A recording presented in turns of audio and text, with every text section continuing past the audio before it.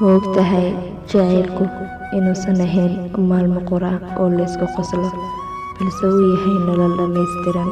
waxaad ballan iigu qaaday inaad ahaan doonto garabkayga, balse ballan walbaad iga qaaday ma ahayn mid xaqiiq ah. maxaan kaa galabsaday ood sidaan iigu dhaawacday?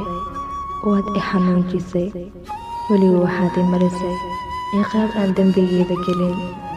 noloshaada ayaad iga saartay sabab la'aan. ma waxa ugu wacnaa dhaawacaad ii geysatay jacaylka xaddaafka ah in adiga kuu qaaday?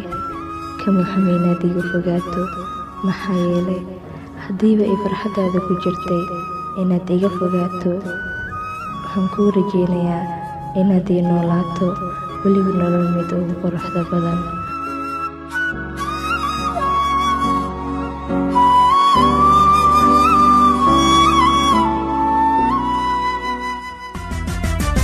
adiga qorshii dile qararka marso dhadhami wixii kula qurux badnaa in badan soo qomame wixii kula qurux badnaa yarkow in badan soo qomame.